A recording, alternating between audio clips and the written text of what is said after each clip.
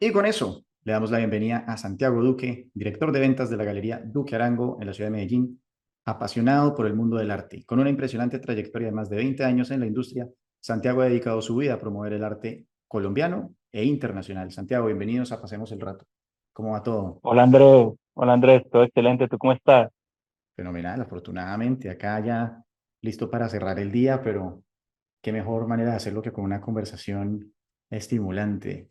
Y bueno, Santiago, desde hace rato te quería preguntar, yo sé que tú eres una persona que le encanta la música clásica. ¿Qué es el teatro del silencio y qué fuiste a hacer allá? Mira, ya estuve, yo creo que eso fue Gustavo Vélez, no sé si lo conoces, un escultor colombiano, y tuvimos que estar la oportunidad en Pietrasanta con él y nos sorprendió un día diciéndonos, Santi, mira, tengo tiquetes para ir al concierto de Andrea Bocelli en su finca. Es literal la finca de Andrea Bocelli, y en la parte de atrás tiene un campo gigante y es, digamos, el concierto más esperado pues, de la gira de él. Y estuvimos allá, yo creo que ha sido una de las experiencias más bonitas que yo he podido presenciar en vivo. ¿Qué le hizo tan especial? ¿Y por qué te gusta la música clásica? No, mira, especial, porque yo nunca había tenido, siempre me ha gustado, a mi padre siempre le ha gustado mucho la música clásica, y siempre he estado como muy involucrado con ella, pero, pero en vivo es otra cosa totalmente distinta.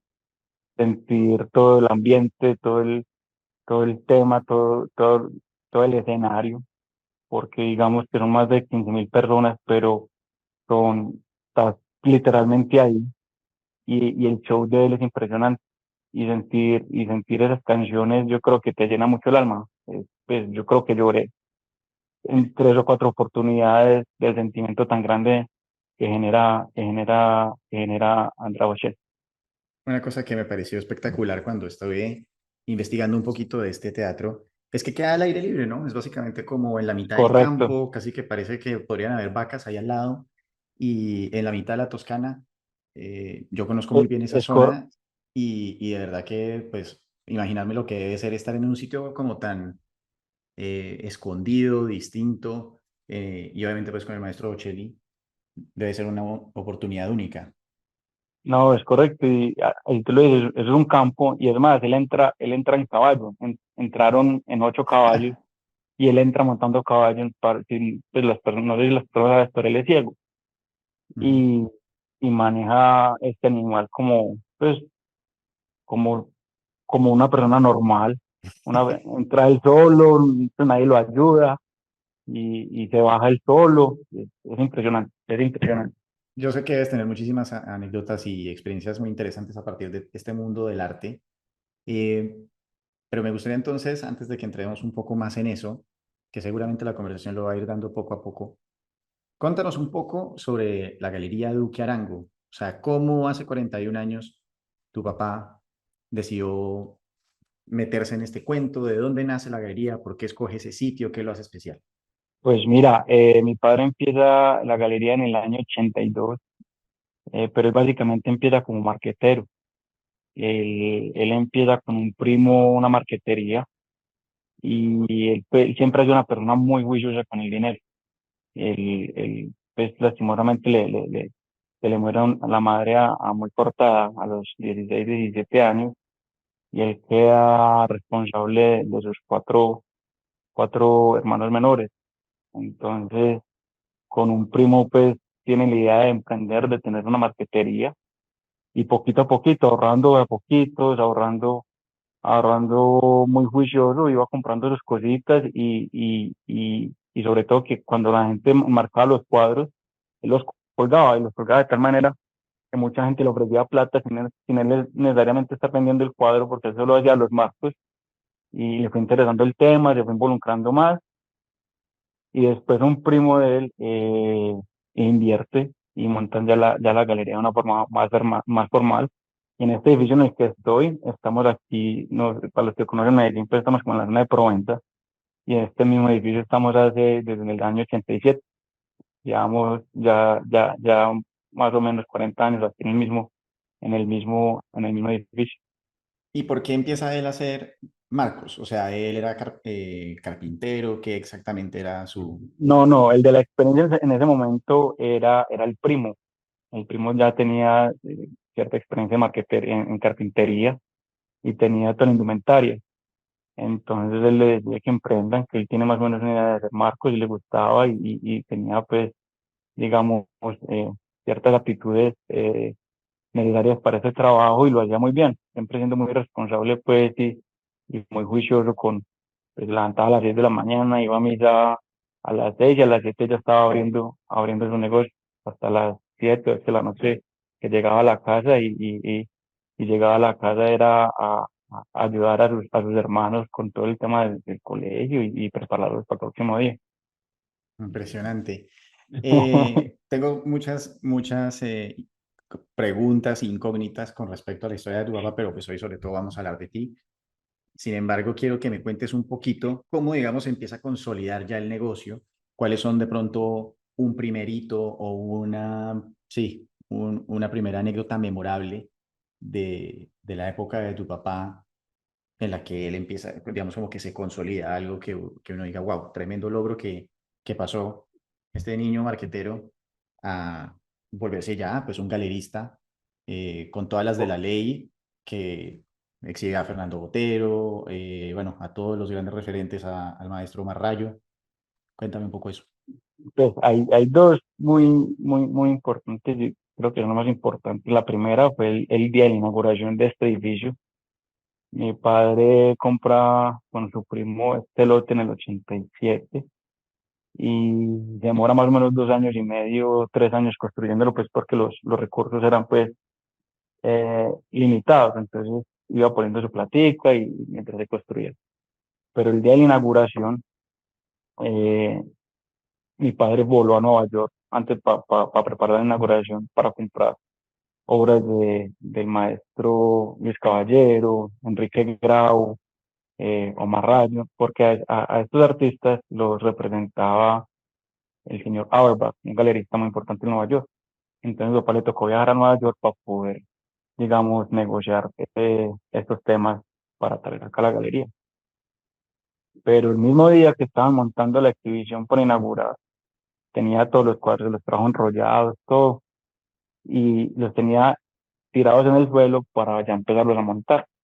Y llega un cliente y los de ahí tirados y le compró las 30 obras de la exhibición, un mismo cliente, el día de la Sí. inauguración. Yo creo que esa fue como una de las anécdotas más importantes. Cuando uno empieza bien, hace las cosas bien, yo creo que Dios lo va bendiciendo a uno con pequeños ángeles que le llegan a la vida, ¿cierto? Y la otra es en la última exhibición que hizo Alejandro Obregón en vida, en el 89, él muere en el 92, fue acá en la galería. Y nosotros somos muy amenos y muy fuertes con la obra de Alejandro Obregón. Hace poco, en el 2020, le hicimos un homenaje de su natalicio número 100 en el 2000, donde fuimos 34 obras. Pero cómicamente nosotros hicimos también la última exhibición de él, mi padre, en el 92, en el 89, que fue la última exhibición en vida que él tuvo. Yo creo que son dos exhibiciones muy importantes y son anécdotas que la gente de pronto no sabe porque ya ha pasado pues un tiempo considerable, pero desde el principio se empezó fuerte y hemos mantenido pues esa fuerza y ese ímpetu por promocionar y mostrarle al mundo lo que es el arte colombiano. Oye, pero impresionante esa historia que me cuentas. Digamos que, y esto es un estereotipo, 100% de cachaco, ¿no? Pero en términos generales, como que nosotros tenemos la mentalidad un poco de que los paisas, la gente de Medellín, para los que no son de Colombia y pueden estar oyendo, que tienden a ser agarrados, tienden a ser tacaños. Entonces yo decía como, ¿cómo es posible que en esta ciudad, sí, como hubiera un interés muy arraigado por el arte? Cuéntame un poquito, tú que obviamente eres de allá y sí conoces cómo son las cosas, cómo funciona la escena del arte en Medellín. Pues en realidad era más fuerte antes. Y digamos que ese es cuando mi hermano y yo entramos otra vez a escena con la galería hace 5 años, ese fue uno de los principales objetivos de nosotros, es volver a las bases de Medellín. Mi papá antes hacía una exhibición acá y se llenaba era toda la cuadra, no cabía la gente en la galería, y se llenaba era la cuadra completa. Eh, pero durante los tiempos, porque pasaron tiempos muy difíciles, es como que la gente pues, ya le cogió un poquito más de miedo a esos eventos tan grandes, a Ujú. tener cosas de valor, eh, porque pues, a la gente no le Claro, gustaba, pues la gente no quería que supiera que tenían algo que valía tanta plata o que tenía un valor significativo por un temor. ujú, Entonces, con este tema así, a mi papá le tocó ir evolucionando un poco, porque fueron tiempos difíciles, los finales de los 90, los principios de los 2000, que le tocó empezar, y llegando a la tecnología del Internet también aquí a Medellín, mi papá empezó con su computador, yo me acuerdo que llegaban venía a la galería a las 7 de la mañana a clases a que clases va, pues, para aprender a manejar el computador y el Internet y empezó a hacer negocios afuera, en Estados Unidos, en Europa, en Israel. También lo tumbaron un par de veces vendiendo cosas por internet que se lo mandaban y al final no pagaban, pero todo es un aprendizaje. Entonces cuando mi hermano Miguel y yo llegamos a la galería, nosotros estamos en Nueva York y estuvimos allá 2 años y medio, entonces siempre teníamos como el deseo, hey, montamos una galería en Nueva York, montamos una galería en Miami. Ese siempre fue como el deseo de mi hermano y mío. Y en pandemia nos toca volvernos a Medellín. Y esa conversación porque pues, veíamos la necesidad de expandirnos un poco más. Y la conversación en pandemia duró un año y medio con mi padre, y mi hermano y mi mamá. Hey, ¿qué hacemos? Nos vamos para afuera. Pero también estando tanto tiempo acá, vimos la necesidad, hey, hemos perdido market share aquí en Medellín, como que la gente ya, pues vos dices Duque Arango y te conocen los cuarentones, la gente de ujú. 50, 60, 70 años, pero tú le preguntas a un rico, pero a un pelado de 30, 35 años y no sabe qué es Duque Arango, que en el pasado sí se veía. Entonces, Y los grandes reggaetoneros de ahorita sí, sí los conocen.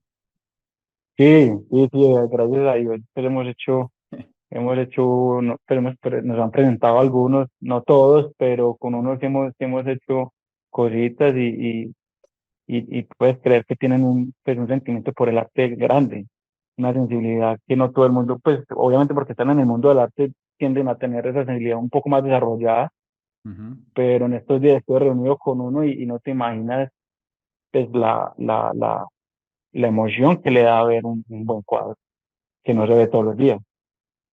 Pero volviendo a la historia, eh, pusimos a Medellín otra vez, hey, si hacemos una otra vez en Medellín, en Llano Grande, que es una zona aquí en Ujú. Antioquia que se ha venido desarrollando fuertemente. Y pues, le preguntamos a varios amigos afuera, a otros consejeros pues, que nosotros tenemos aquí en Antioquia. Y sí, y al final del cabo terminamos comprando un terreno en Llano Grande y ahí estamos en proceso para hacer una galería nueva y yo creo que es importante volver a las bases de Medellín. Entonces ya estamos en un proceso más educativo. Mi hermano y yo empezamos a hacer fuertes en redes sociales donde tenemos más que un tema de ventas por redes, es un tema de educación donde hablamos de nuestros artistas, qué es el arte, por qué es importante, explicamos los diferentes conceptos dentro del arte que a la gente le pueden gustar, si es figurativo, el expresionismo, arte histórico, y ahí vamos, es un proceso, pero estamos súper contentos y súper metidos en este cuento. A mí una cosa que me pareció fascinante y fue una de las razones por las que estuve muy contento, o sea, ahí yo te hice como telepatía, porque yo llegué a tu cuenta y dije como sería interesante hacer un podcast con Santiago y luego tú de la nada me dijiste como, hey, ¿qué más? Sería chévere hacer un podcast y yo dije, bien, este tipo tiene buena conexión conmigo y antes de que pasemos a lo de las redes sociales, quiero hacer un pequeño y último paréntesis de, digamos, de hacer una acá como marco teórico. Quiero saber cómo hizo tu papá para inculcarles el amor, o sea, al arte. Me imagino que obviamente los debía llevar todo el tiempo a la galería, etcétera, pero si hay de pronto alguna historia particular, alguna cosa que tú consideres que él haya hecho diferente? Porque hay muchos empresarios que les gustaría que sus hijos continuaran con el legado, pero no necesariamente lo logran. A veces, precisamente por empujarlos demasiado o algo así por el estilo, como que causan todo lo contrario, ¿verdad? Y de ahí sale el famoso dicho, ¿no? En casa de herrero, cuchara de palo, creo que es, o lo que sea. Cuchara de palo, cuchillo de palo, sí, sí, sí, sí. Exacto. Pero mira, con mi papá fue todo lo contrario. Mi papá nunca nos presionó, siempre dijo, hagan lo que ustedes quieran, estudien lo que ustedes quieran, tienen la posibilidad, las posibilidades por delante, pues uno vas a llegar tan lejos, eh, tanto como tú lo quieres. Y si necesitas algo, tienes las puertas abiertas de lo que quieras, me consultas y lo hacemos. Yo, por ejemplo, yo no fui la persona más estudiosa en el colegio. Es más, fui indisciplinado, fue un trabajo duro de mi mamá, por ponértelo de cierta manera. Y yo no sabía qué estudiar. Terminé el bachillerato y yo creo que a muchas personas de esa edad les pasa que no saben qué estudiar. Uno es muy joven y no tiene por qué saber qué estudiar. Entonces yo le digo, no, mamá, vamos a tomar 6 meses de sabáticos para pensar qué voy a estudiar. Y mi mamá se me rió en la cara, literal se me rió en la cara. Sí. No, si no hacía nada yendo al colegio, imagínate ahora sin hacer nada, se vuelve loco. Entonces, en ese momento estaba una tía que vive en Texas, en Dallas, y entonces me mandó a estudiar inglés a Dallas. Y pues, y los primeros 6 meses fueron duros, pero después llegué acá, ya estaba trabajando en Texas, llegué acá a los 6 meses a volver a salir con mis amigos y vi que era como lo mismo. Yo allá ya estaba, de pronto aprendí a tener un poquito manejo del dinero, que aquí en Medellín no lo tenía porque aquí en Medellín lo tenía toda la mano y allá sí me tocaba pues mesurarme con lo que me gastaba, tener esta plata para la gasolina, esta plata para el celular. Entonces uno empieza como a crecer, ¿cierto? Y llegando otra vez a tu pregunta, mi papá nunca me inculcó, pues nunca fue, hey, ven, ayúdame a vender este cuadro, o ven, vamos a este museo, no, mi papá siempre estuvo ahí, si quieres, ven y te explico, pero no. Pero ya fue después del tiempo, yo ya estando afuera, que le empecé a preguntar a mi papá cosas, hey, para este cuadro que yo iba a las galerías en Texas y le dije, papi, este cuadro que, mira, conocí a esta persona. Pero yo sabía que iba a terminar trabajando con mi papá. Siempre, yo tengo dos hermanos mayores que ya trabajan con mi papá en esa época. Ellos iban a la universidad y trabajan con mi papá. Pero mi hermano pequeño y yo nunca quisimos ser como empleados. Nunca quisimos como, hey, que fuera como una mensualidad. Y ya, sino que queríamos llegar como a ser socios. Pero entonces para eso no se podía hacer de una, sino que tuvimos otros trabajos, ahorrando. Intentamos emprender también haciendo conciertos un tiempo y perdimos plata, perdimos plata que ahorramos en trabajos no tan, siendo muy juiciosos ahorrando y ya después en el 2017 nos llevó a una feria de arte en Miami, lo recuerdo perfectamente, y yo nunca había ido a una feria de arte, porque él no participaba en ferias en ese momento. Mi papá es una persona muy, digamos, que no es tan social, él es muy, se apoya mucho en intermediarios pero nunca es como salir a buscar clientes. Siempre como que Dios lo ha bendecido que los clientes siempre llegan a él, pero el ir a una feria donde te toca saludar 400, 500 personas en 3 días, como que nunca había sido lo de él. Pero entonces fuimos a visitar esta feria y a mí se me abrieron los ojos. Son 200 galerías que ves más de 500, 600 artistas en un solo lugar y es un mundo totalmente distinto. Y fuimos a la feria y a los 8 meses, 9 meses, mi papá dice, no, quieren trabajar conmigo. En ese momento yo estaba trabajando para el periódico de Dallas, haciendo mercadeo digital ya para el habla hispana, ya digamos como con una pequeña carrera ya más o menos de 2 años y me iba bien, yo para vender pues y el país ya pues no se vara y le gusta salir adelante y no teníamos digamos que un trabajo pues estable en Texas, pero después de eso yo sí quedé como con esa espinita, con esa semillita que nos puso mi papá llevándonos a esa feria y dejé todo en Texas, mi hermano y yo lo dejamos todo en Texas y nos fuimos para Nueva York. Y ahí Ahí, empezó todo. ahí entiendo que de esos trabajos que mencionaste, fuiste repartidor de pizzas, mesero. Cuéntame un poco de esas experiencias, cómo moldearon tu perspectiva sobre el trabajo y la vida.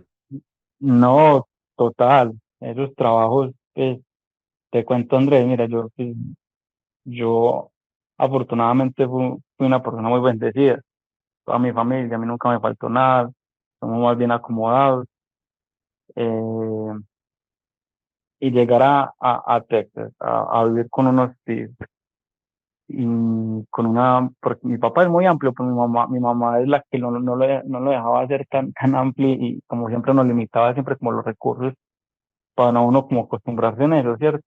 Entonces con una mensualidad más o menos más bien baja, entonces te toca a ti salir a trabajar y un pelado de 17, 18 años, ¿qué trabajo va a salir a conseguir? ¿Qué hace? Entonces fui mesero, me acuerdo que mi primer trabajo en Texas fue de mesero y yo el inglés no lo tenía tan desarrollado en esa época me echaron a las 2 semanas porque le llevé 2 veces el pedido que no era una señora y me insultó y la insulté y me echaron. Después, después repartí pizzas, de ahí tuve un tiempito, después también llevé el parking, pero con los recursos limitados, pero lo que ya aprendí con los recursos, que por los recursos, por más limitados que tengas, y tú te organizas, las cosas siempre van a salir, ¿cierto? Lo que pasa es que uno como pelado también empieza a pensar con el deseo, pues pucha, no, me entraron 300 $400 en una semana. Me acuerdo que era cuando me compré unos tenis, me gané esa plática con una semana, me di unos tenis de $400 que me había sudado toda la semana y me los compré. Y yo, fue puta, y los compré y dije, no, no, no me vuelvo a comprar unos tenis de estos, porque pues, uno sudando, pues uno trabajando ocho Ujú. horas todos los días para regalárselos a otra empresa así de uno. Entonces uno se empieza a racionar, a hacer sobrecitos, de, este es para el carro, este es para los servicios, esto es para la vivienda, ¿cierto? Y así a poquito uno empieza a ahorrar y a hacerse su pequeño capital desde muy temprana edad. Muy buena. Me encanta esa historia porque habla de la realidad de muchísimas personas. Creo que, bueno, yo he tenido la fortuna, así como tú, de que nací en una familia acomodada, que no me ha faltado absolutamente nada. Y hay muchas veces en las que yo siento que me pudo haber hecho bien, haber estado mucho más restringido, haber pasado por, sí, trabajos así como los que mencionaste, porque literalmente esa experiencia de uno poder llegar y decir, como lo estás ejemplificando en este momento, trabajé 40 horas y luego se va, o sea, no, se los chupa literalmente un gasto como este, por más que sea el deseo del alma de uno, uno siente la piquiña de, uy, en el momento en el que Correcto, uno pasa la tarjeta, uno correcto. dice, uy, la cagué. Y Y esa emoción dura 6 segundos, dura 6 minutos. Uy, ¿qué nota estos tenis? Y te los pones 2 veces y ya los tienes por allá tirados y ya. a este punto no me ha tocado, como que de pronto siento, uy, la embarré, pero después mentalmente sí digo, no, esta vaina le voy a sacar jugo hasta el final. Entonces, pasemos ahora al tema de las redes sociales. Entonces dijiste que en Dallas empezaste, digamos, ya a aprender un poco de mercadeo digital, etcétera. Y me imagino que obviamente de ahí es de donde viene todo este tema de querer como innovar y traer las redes sociales a la galería. Pero cuéntame, ¿qué fue de pronto como ese primer contacto que tuviste con, sí, puede ser un contenido de Instagram o con algo que te hizo el clic de decir, listo, esto es lo que hay que hacer? Pues mira, te cuento, yo en Texas fui director de mercado digital para la habla hispana, pues, para el Dallas Morning News, el periódico más importante pues, de Dallas. Y ahí yo tuve muchísima experiencia porque ahí hacíamos literal estrategias, ya sea por SEO, por paid media, por redes sociales, para diferentes marcas. Entonces, digamos que ahí tuve una experiencia alta eh, en el tema pues, de estrategias digitales para diferentes compañías y diferentes industrias.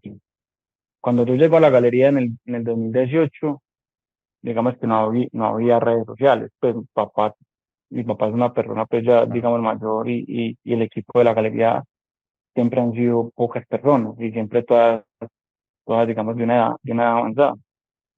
Entonces, cuando mi hermano y yo llegamos a la galería, lo primero fue, hey, ¿qué valor podemos aportarle a la galería? Y mi papá no hacía ni ferias de arte, ni vendía cuadros, ni tenía marketplaces en internet.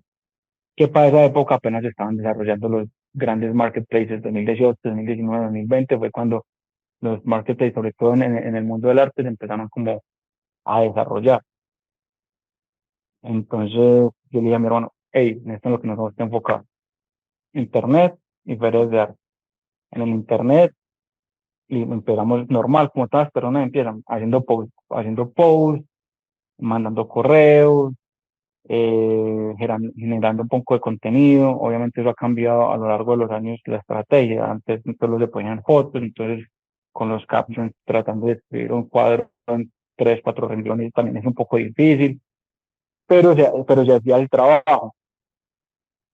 Ahora es un poco distinto porque ya digamos que el video es lo más, lo que más se ve en redes sociales, y digamos que es un poco más fácil, pero también cambian las formas de grabar, qué le estás contando a la comunidad, cuál es la gente que quiere ahora aprender algo en 10 15 segundos. Si te alargas mucho, estamos en el tiempo de la velocidad y de la facilidad. ¿Qué tan fácil es y qué tan rápido lo puedo hacer? ¿Cierto? Ujú. Entonces, ese es como el método de la galería en este momento, explicarle a la gente un artista en 30 40 segundos, explicar un movimiento artístico en 30 40 segundos, que nos enfocamos mucho en Colombia. Como te digo, otra vez es como tratar de educar a la gente. Aparte de la parte económica, que es una parte importante en el arte, también es, hey, ¿cómo puedo sensibilizar a la gente? Como un cuadro de Fernando Otero Obregón o un Grau puede sensibilizar a la gente. ¿Qué le puede hacer recordar? ¿Qué emociones puede generar este cuadro? Porque la gente solo le gusta lo que entiende. Si tú no Ujú. entiendes una cosa, no te va, si tú no pones esa semilla en la gente, una semillita en la gente no se va a interesar en tu tema, ¿cierto? Entonces, como poniendo las semillas todos los días, a ver a cuál le pegamos, Bien. ¿cierto? Y desde que comenzaste con esta estrategia de las redes sociales, ¿qué cambios has observado? O sea, yo noto, por ejemplo, que la cuenta se mueve bastante bien, tiene muchísimos comentarios, tiene mucho engagement Mucho. y es muy viva. Entonces, pero quería saber un poco, aparte de engagement, likes, followers, etcétera, ¿qué impacto has notado en términos de ventas y interés para negocios? Pues mira, antes, no, obviamente, como no había redes sociales, no se vendía un solo cuadro. Pues desde hace 3, 4 años, sí se venden. No se venden los más costosos, porque no, pues digamos que un poco es otro tema más completo. Pero nosotros tenemos otra galería que se llama Duque Contemporáneo, donde manejamos artistas de pequeña y medianas carreras, que son artistas que literal acabaron de salir de la universidad, que llevan una carrera de 3, 4, 5 años y que la galería los trata de apoyar. Y cuadros, no sé, de 15 20 millones, si se venden, digamos que relativamente, pues puedo vender uno o dos al mes por redes sociales. Pero ¿qué pasa eso? Entonces, cuando yo vendo una obra de estas, empieza ahí el tema educativo de la galería. Entonces ya el tema comercial ya es cuando inicia. Entonces yo invito a este cliente que me compró una obra de estas, vengo y le hago un tour por la otra galería, tengo una cena con él y le pregunto qué otras, pues, por qué le interesó ese cuadro, que, que- cuál fue el catalizador para que comprara ese tema en específico, y tratarlo ya de educar de una manera un poquito más personalizada.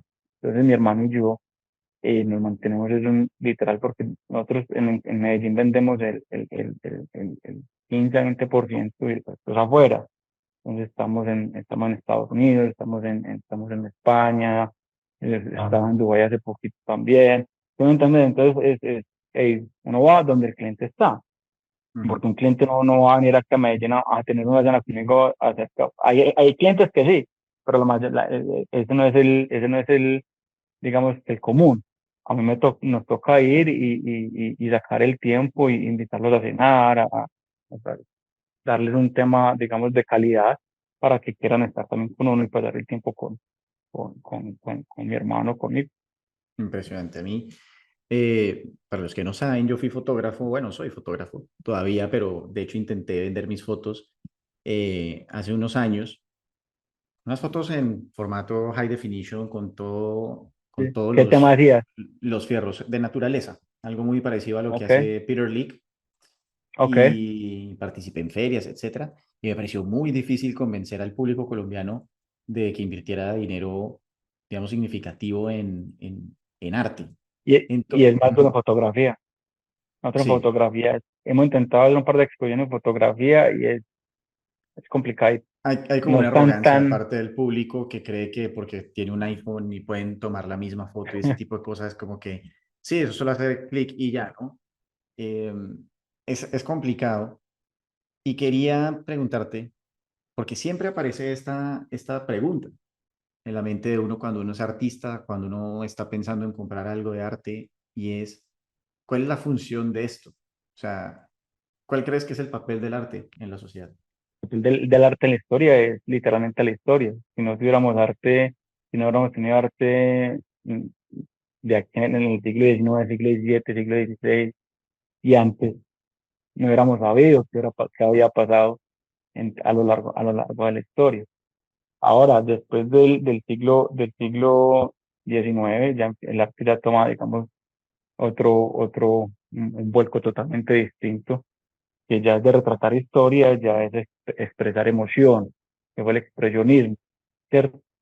Eso empieza a finales del siglo XIX, a principios del siglo XX, como que es Renoir, que es Van Gogh, que es Monet, Manet, que cambian totalmente el estilo pictórico, que ya no eran líneas, sino que líneas de expresión, ya no pintaba lo que veías, sino lo que tú querías ver.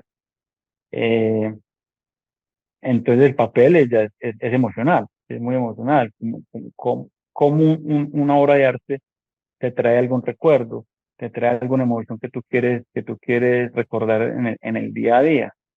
Y afuera de esto también digamos que hay algún valor económico en las obras de arte por la rareza, por la época, por el artista, que también digamos que la gente lo puede tomar como un refugio económico para tiempos de crisis. Espectacular. Creo que de todas maneras ese tema del testimonio de la historia sigue de todas maneras manteniéndose, ¿verdad? Como que si uno tuviese, ¿no? el inodoro de Duchamp y todo este tema, también eso es un testimonio de lo que estaba pasando en la sociedad en ese momento, solamente que no es tan evidente como, no sé, ver un cuadro de Leonardo da Vinci o, no sé, algo así o de Velázquez, algo así por el estilo, ¿verdad? Como que está mucho más enmarcado en un momento histórico que, que de alguna manera puede llegar a ser un poquito más literal. Obviamente yo sé que estos dos artistas que mencioné tienen mucho trasfondo en sus obras, pero para, digamos, el, el espectador casual puede ver un retrato de, ¿no?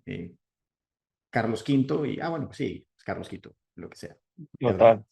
Y esto me lleva a la siguiente pregunta, que es, de todas maneras, por más que es difícil, por más que puede de pronto ser complicado explicarle a alguien cuál es la funcionalidad del arte, hay mucha gente que simplemente nace y quiere ser artista, quiere ser fotógrafo, quiere ser pintor, quiere ser escultor.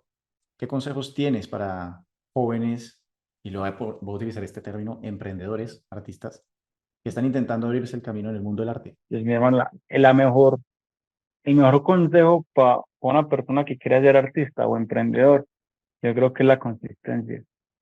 Yo creo que no hay nada en este mundo que si uno es consistente y disciplinado, uno no pueda vencer. Que a través de la consistencia viene la evolución. Uno nunca va a ser consistente haciendo lo mismo, pero yo creo que uno, uno cuando tiene un pensamiento lo suficientemente largo puede derrotar cualquier cosa, pero me explico. Quieres solucionar un problema y piensas y piensas y piensas y piensas y creo que al final va a llegar, ¿cierto? No es como, y lo mismo pasa con un emprendedor o con un artista. Mira, Fernando Botero, eh, Fernando Botero llegó como al éxito, ni siquiera el éxito, la primera venta importante que hizo Fernando Botero fue al MoMA, pero fue después de una carrera de 35 años siendo artista. Y aparte él estaba, digamos que cuando él estaba pintando él es figurativo, y la moda en ese momento era el expresionismo más abstracto, era Pollock, era Rothko, todos estos artistas expresionistas abstractos. Y él llega con un tema súper figurativo, súper disruptivo en ese momento, que todo el mundo le dice, no, tú no vas a salir adelante, eso no sirve, párate del expresionismo abstracto, que es lo que se está vendiendo en ese momento. Y llega una curadora al taller de él, que ni quiere ir al taller de él, iba al taller de un vecino de él que no estaba, y porque él no estaba, entró al taller de él y le vende la Mona Lisa la Mona Lisa a los 12 años al Museo del MoMA, que fue una obra que él pintó en el 59 y se la vendió en el 63. Y ese catalizador fue que lo hizo que una galería en Alemania lo tomara, y de ahí el resto es historia. Pero mira, no fue 35 años pintando, porque la gente no sabe, él pinta desde los 15, 16 años, Ujú. ¿cierto? Y él siempre fue constante con su tema, no, le dijeron que no, imagínate cuántas veces le pueden decir a uno que no en 35 años. Y cuando estaba en Nueva York vendía obras a 500, $800, $1000 para poder comer.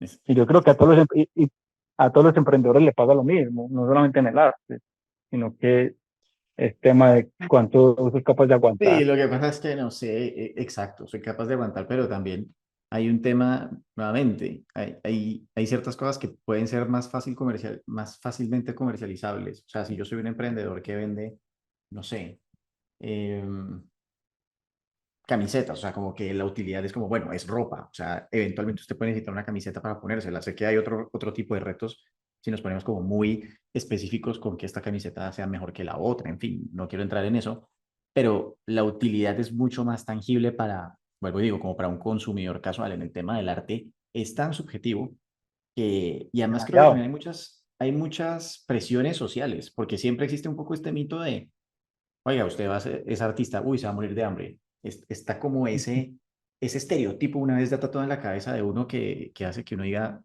mierda, o sea, si yo no logro salir de esto en los próximos 5 años, tengo que empezar como a replantearme las cosas y es No, muy difícil. es bastante, pues es que hay una estadística que mucha gente no sabe, que solo el 5% de los artistas se vuelven exitosos, y solamente el 2% se vuelve reconocido, eh, que es muy distinto. Ujú. Y por ejemplo, la gente tampoco sabe, mira, tú puedes creer que Fernando Botero es el artista más reconocido globalmente. Es más Sí, probable que una persona en el Medio Oriente, en China, en Rusia, vea a un Fernando Botero y sepa que es un Fernando Botero que cualquier otro artista en el mundo. Y lo tenemos aquí localmente, y tenemos 2 o 3 museos aquí en eso es Colombia que la gente espectacular. los Y él, de hecho, además disfruta. también empezó muy similar a tu padre, ¿no? Entiendo que él también venía de unos inicios muy humildes y él exhibía sus primeros cuadros así en la calle pintando casi que por Total, hobby to- y hasta que pasó una señora, alguien y le dijo, oiga, me quiero ver comprar esto. Él ni siquiera los estaba haciendo por vender, creo que es un poco así la historia, si sí, mal no sí, sí. recuerdo. Em, Cuéntame un poco cómo ha influido el legado de los artistas colombianos mundialmente. O sea, ahorita ya lo mencionaste un poco con el tema de Fernando Botero, pero ese no es el fin del arte colombiano. Hay muchísimos que son muy talentosos, sé que varios los has expuesto en tu galería, por supuesto, está Sadir García, que me parece fenomenal, ya mencioné a Omar Rayo.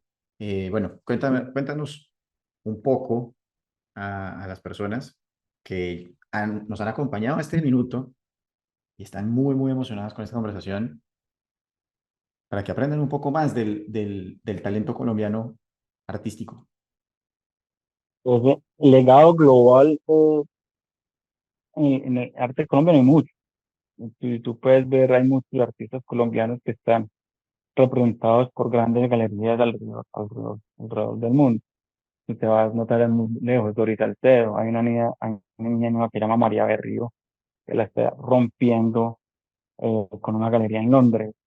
Acabo de vender pues, tiene, si, no estoy- si mal no estoy, tiene como 45, 47 años, y subastó el año pasado la primera pieza por más de $1 millón.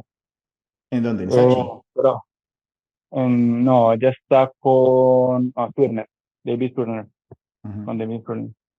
Eh, pero aparte de eso, también tenemos arte moderno, artistas de arte moderno como un Edgar Negret, que digamos que es de los pioneros, los escultores pioneros en Latinoamérica. Él empezó en la parte constructivista con Torres García, y a través de él todos los escultores, pues la mayoría de los escultores latinoamericanos se basaron mucho en la obra de él para de construir y construir a través de la obra que él ya había hecho. Entonces, entonces esos temas, la gente de pronto no, si no son tan conocedores y que nosotros estamos ahora tratando de volver a que sean relevantes, son importantes. Uno Marrayo que estuvo en México, que se recorrió todo Sudamérica para desconstruir el color. Estuvo en Nueva York, que era una ciudad fría, y empezó a hacer sus obras más importantes de los 70 en blanco y negro.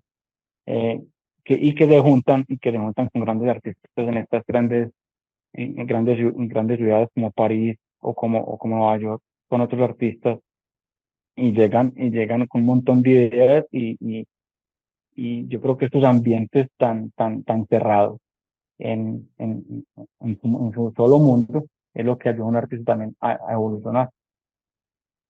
Espectacular.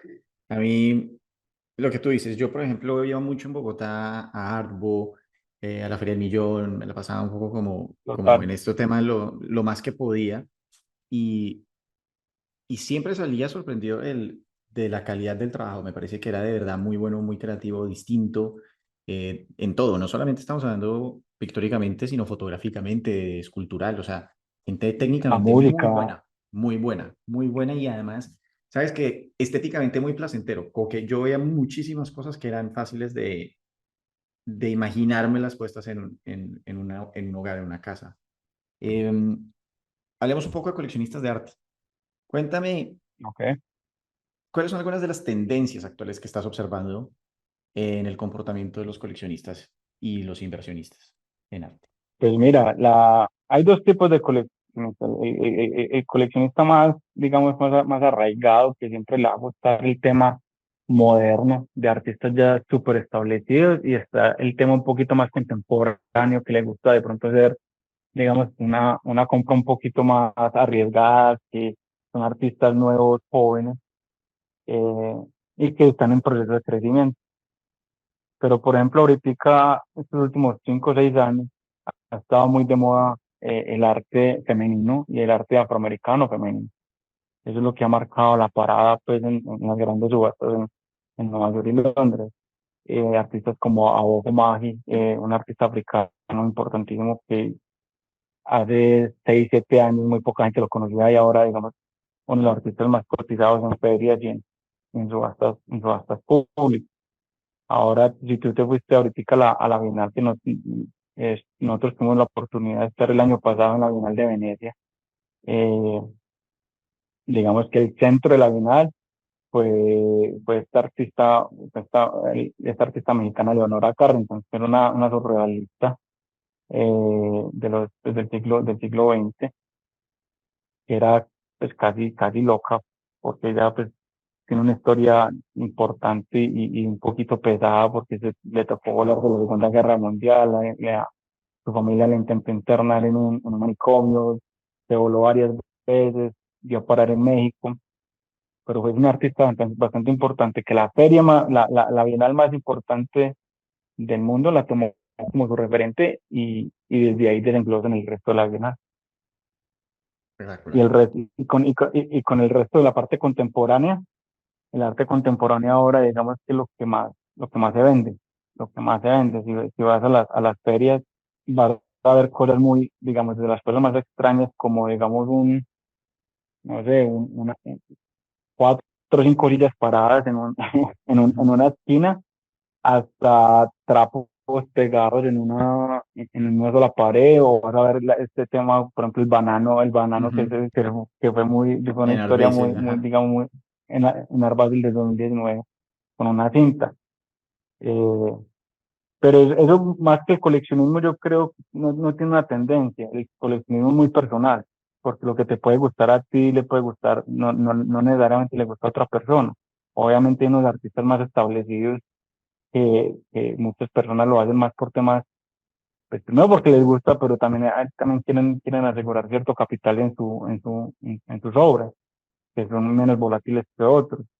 Porque con el tema con estos artistas contemporáneos, que son tantos de picos, por ejemplo, con lo que pasa ahorita con el arte africano, que 3 años y tuvo picos de ventas de 20 30 millones de dólares. Eh, pero que uno no sabe, uno a la final no sabe si ese precio sí se va a mantener, ¿cierto? Pero hay otros artistas que digamos que no tienen esos picos, tienen es una línea más constante, pero que no hacen esto, sino que tienen un crecimiento constante, digamos que puede ser una inversión, digamos, un poco más segura. Es una cosa que me parece, digamos, a mí a veces es un poco difícil de creer, como que yo a veces he conocido personas que de pronto se les murió el papá y el papá era coleccionista de arte, etcétera, y ya me preguntan, oye, yo tengo un Mansur, yo tengo un Negrete, alguna cosa así por el estilo, ¿sabes a quién se lo puedo vender? Y yo pienso, mierda, o sea, no se me ocurre. Entonces yo llego y digo, uno va y Yo le cuando tú ayudo. dices sí, exacto, en este momento obvio, pero en ese momento que no te conocía, pues imposible. Y, y ahorita que te oigo decir, como hay gente que quiere ir y dejar unos ahorros ahí porque sabe que se van a mantener en el tiempo. Sí, cuéntame cómo funciona eso, cómo existe esa certeza que efectivamente si uno va y le mete una plata a un botero, a un negrete, etcétera, algo así por el estilo. Ok, sí, mis hijos, mis nietos, si algún día o yo mismo, si estoy teniendo algún problema económico, puedo salir tranquilamente y venderlo.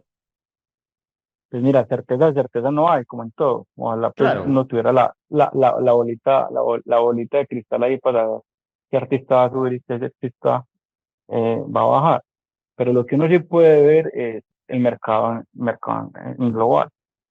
Digamos, por ejemplo, un artista como el que tenemos atrás, un Fernando Botero, tú ves que tiene mercado en China, tiene mercado en Europa, tiene mercado en Estados Unidos, tiene mercado en Medio Oriente, que eso no lo consiguen el 90% de los artistas.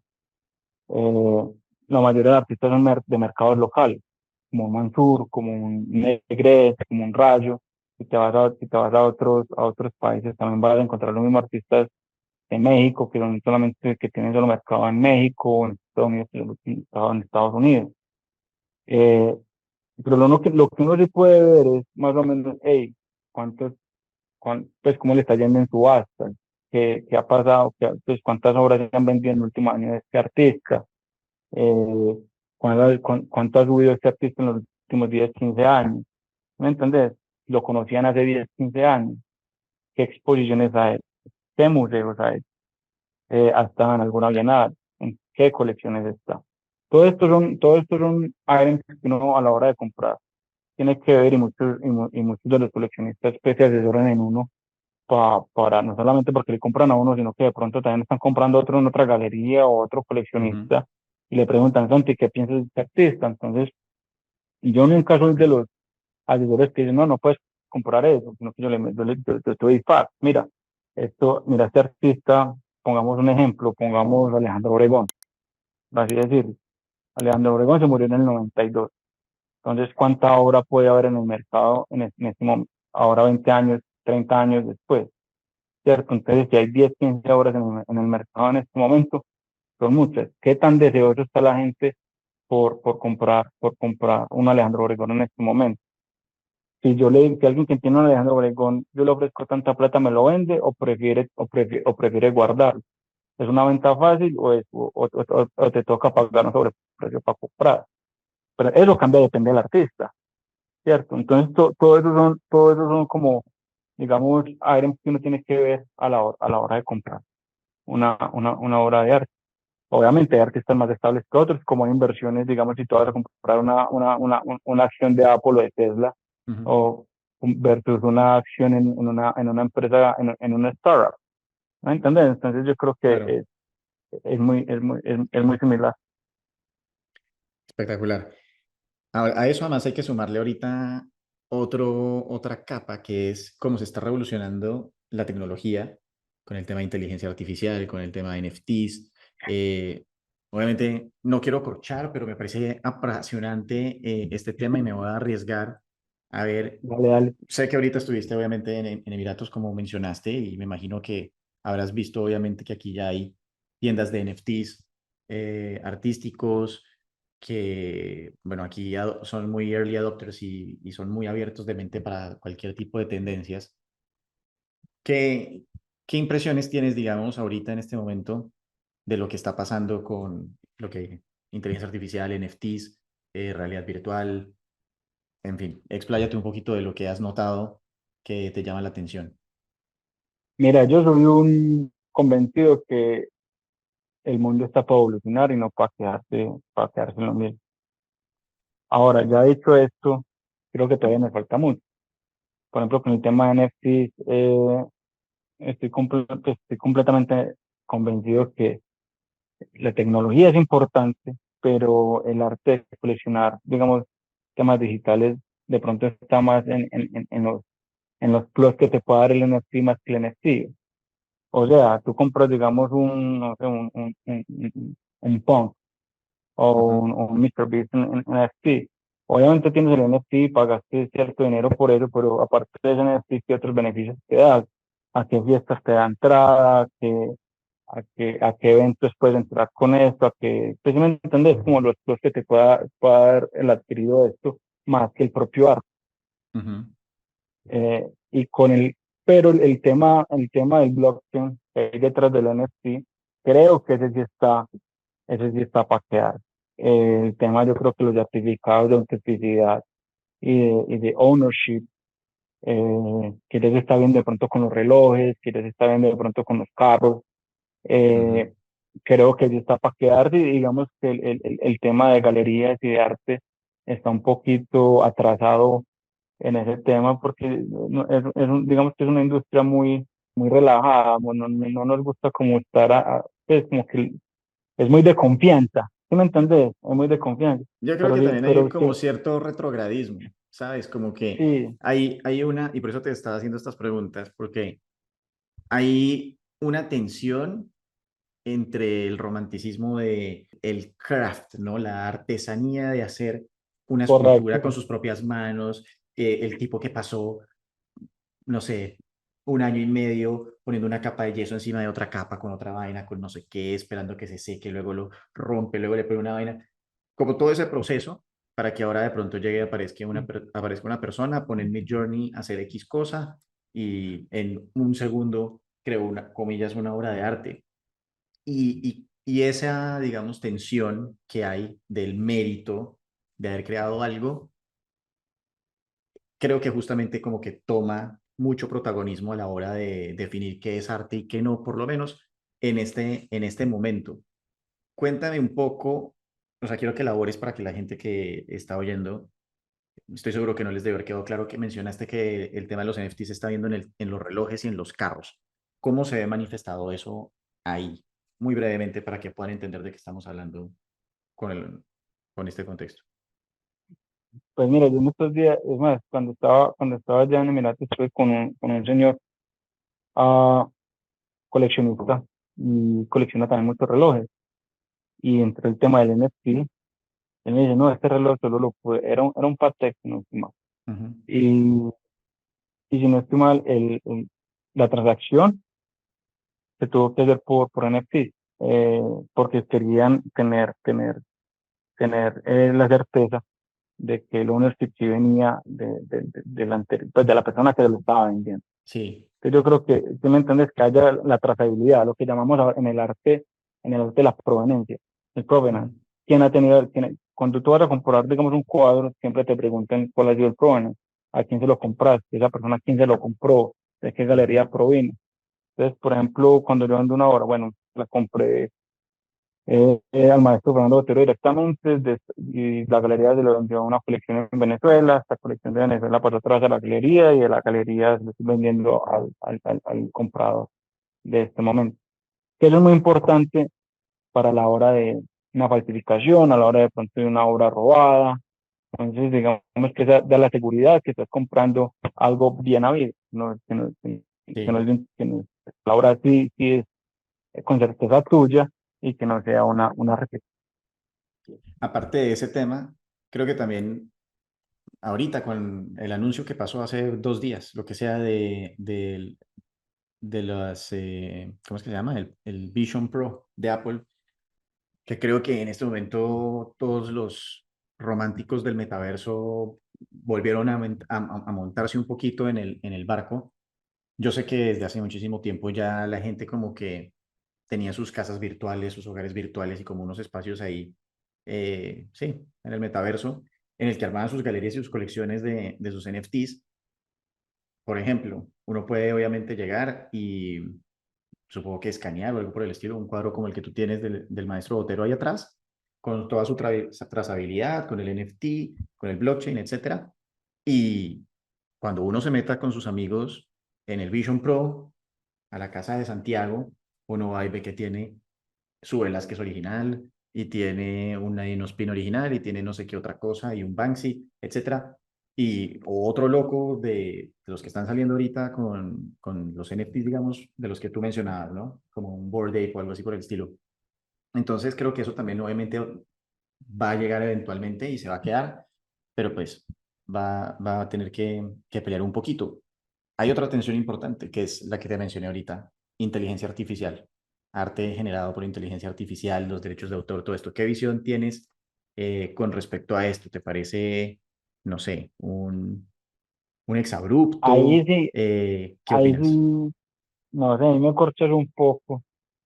Eh, la verdad no he interiorizado mucho en el tema, pero así al aire te cuento pues que no creo, porque a la hora cuando tú estás comprando una obra de arte, estás comprando es la historia del artista, no solamente la obra, ¿sí me entiendes? Estás Ujú. comprando las dificultades que tuvo el artista para llegar al donde está Al hoy, resultado. con Ujú. los resultados, estás comprando, marica, ha estado en estos museos, ha estado en estas galerías, es la historia detrás de la obra, y no solamente es la obra, sino, porque cuando tú estás hablando de un cuadro, no estás hablando muchas veces del cuadro, sino de la historia.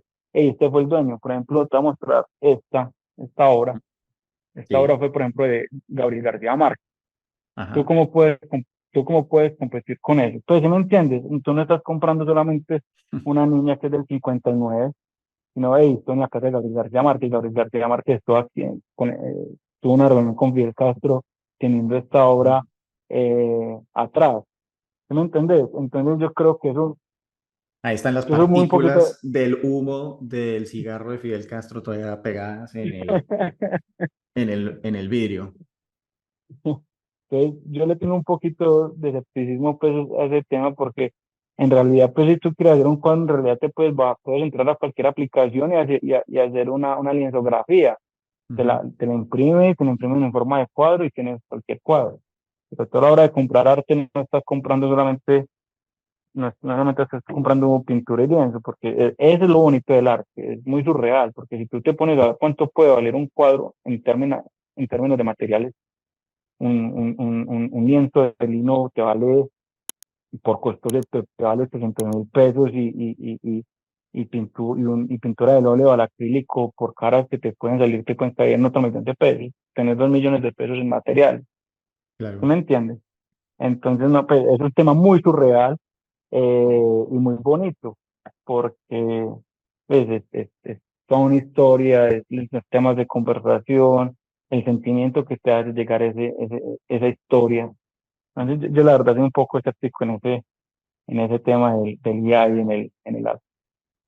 Obviamente no me sorprende haberte corchado con esto, no lo digo porque, no, o sea, no estoy diciendo como tipo, obvio, tú no lo ibas a saber, sino porque esto es una cosa que está cambiando todos los días. Correcto. Mantenerse al hilo de todo lo que está pasando es imposible, o sea, es absolutamente vertiginoso. cómo está cambiando el mundo con el tema de la inteligencia artificial, pero me quería arriesgar a ver cuál era tu opinión, digamos, inicial con esto.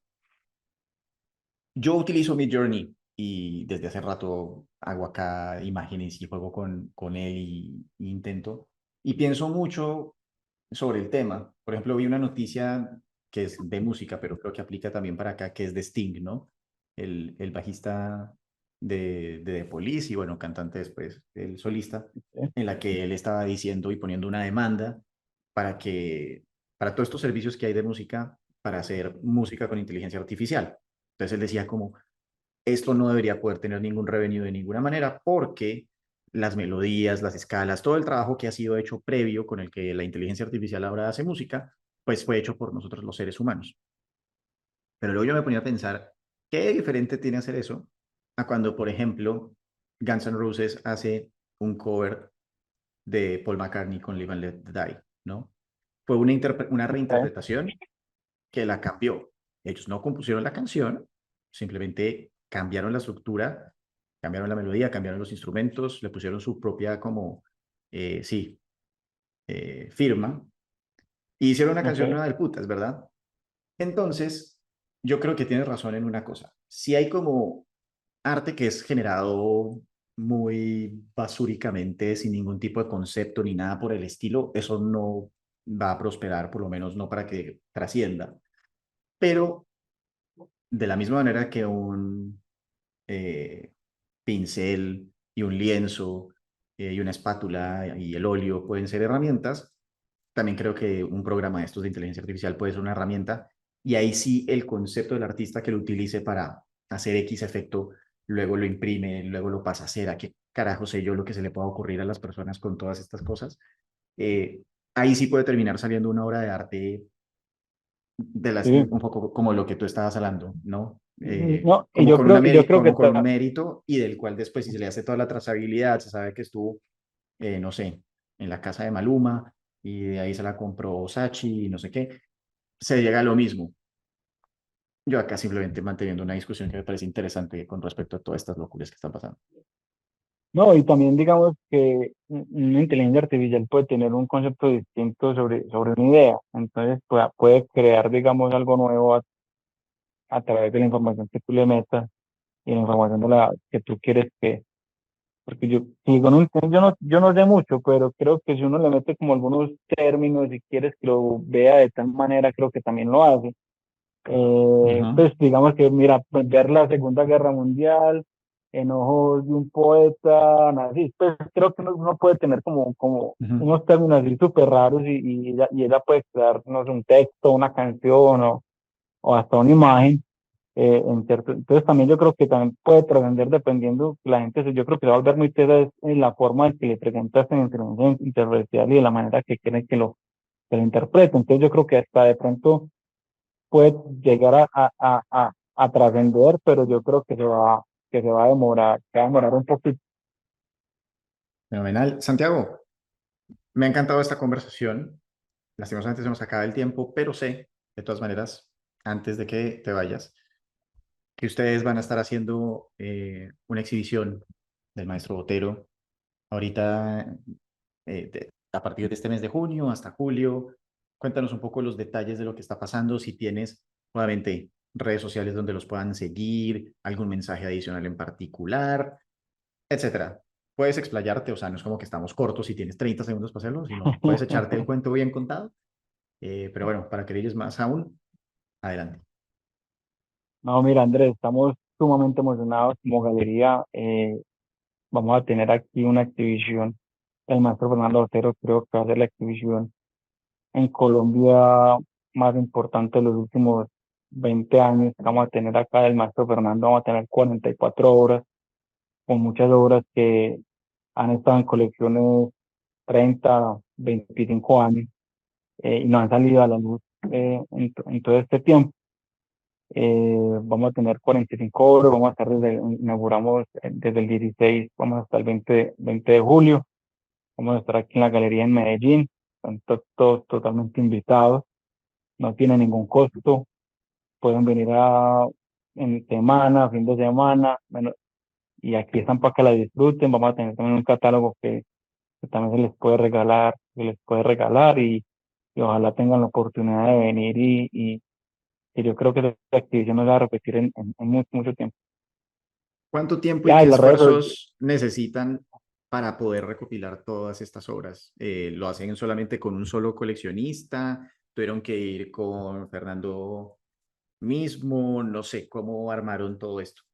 no, mira, esta exhibición yo creo que pues demoramos casi 2 años Wow. recopilando todas las obras para esta exhibición, porque digamos que curatorialmente no sirven todas las obras, ¿cierto? Entonces nosotros queríamos que la exhibición tuviera como un hilo trascendental, que es primero un tema colombiano, un tema taurino y un tema religioso. ¿Y un tema qué? Entonces, religioso. Ujú. Él tiene obras pues, de monjas, tiene papas, pero entonces teníamos, no, en el inventario de la galería pues se han vendido varios boteros a lo largo del tiempo. Entonces fue un tema de revisar eh, de las obras que hemos vendido que nos podían prestar y los curatorios queríamos generar. Entonces en ese tira y jale nos demoramos casi año y medio y 6 meses, digamos ya con seguros, con logística y eso para que todo pues pudiera salir de la mejor manera. Entonces, si tiene una oportunidad de venir, que creo que va a ser una exhibición que no se va a ver en mucho tiempo aquí otra vez en Colombia, eh, traemos, es más, traemos obras de Estados Unidos, traemos obras de España, traemos obras de Panamá, y va a estar aquí durante un mes, y ojalá la puedan disfrutar bastante, porque también yo creo que esto es un tema que, que enaltece el alma y te da cierta felicidad poder ver estas obras. Espectacular. Ahora sí, redes sociales. Redes sociales, Duque Arango Galería en todo, en Instagram, Facebook, TikTok, galeriaduquearango.com para el website y el correo es info@galeriaduquearango por si alguien tiene alguna pregunta o si tiene algún tema que nos quiera compartir, ahí nos pueden regalar toda la información que necesiten. Si uno es un artista y quiere de pronto exponer con ustedes, también al email. Y al contemporáneo, @galeriaduquearango.com. Ahí nos pueden escribir para nos envían su hoja de vida y portafolio, y ahí va a entrar en un proceso de selecciones más. La otra semana empezamos con un tema de recopilación de artistas de aquí de Colombia. Vamos a estar recibiendo durante un mes hojas de vida y portafolios. Vamos a tener una convocatoria para la otra galería. Entonces ahí también nos pueden enviar otra vez contemporáneo, @galeriaduquearango.com. ¿Quién evalúa eso? ¿Usted, tu hermano o tienen también ya como otro No, equipo eso, curatorial? eso, es otro equipo de la otra galería, que ahí entra mi mamá, mi otro hermano, otro asistente, y se evalúa y se escoge como galería. Vamos a escoger creo que uno o dos artistas para exponer a finales de este año. ¿Y la Galería Duque Arango en Miami o en Nueva York, para cuándo? No, esperemos a ver cómo tenemos que construir la de arriba, la de Llano Grande. Lo que sí es que estamos en todas las ferias, estamos en la Feria de Miami, estamos en diciembre, que esa es la primera semana, que es el Art Basel Week, donde más de 17 ferias van y más de 2.000 galerías vienen de todo el mundo para esa semana, para exponer estas diferentes ferias. Estamos en México en febrero con el Sonamaco, en marzo volvemos a Miami con Palm Beach Art Fair en la ciudad de Palm Beach. Estamos mirando si hacemos Singapur en enero también, el próximo año. Y muy posiblemente también estamos ahí en conversaciones con Abu Dhabi en noviembre. Ahí nos invitaron y estamos, para allá te Bueno, visitaremos, André. así será. Muy bienvenidos por acá. Santiago, un gusto nuevamente tenerte y muchos éxitos. Gracias, Andrés. Muchísimas gracias por este tiempo y ojalá podamos hablar pronto. Que estén muy bien. Muchísimas Que así gracias. sea, igualmente. Gracias por ver el episodio de hoy. Recuerda hacer clic acá para inscribirte al canal y saber cuando hay un nuevo episodio o contenido. Recuerda hacer clic aquí para ver más episodios o los mejores clips del programa. Te invito a que dejes un like si te gustó el episodio o un comentario dando tus impresiones, compartiendo tus frases favoritas o simplemente sugiriendo nuevos temas e invitados para tener en un futuro. Recuerda compartir en todas tus redes sociales @André Canayete, que entre más gente nos conozca tendremos más y mejores invitados. Nos vemos.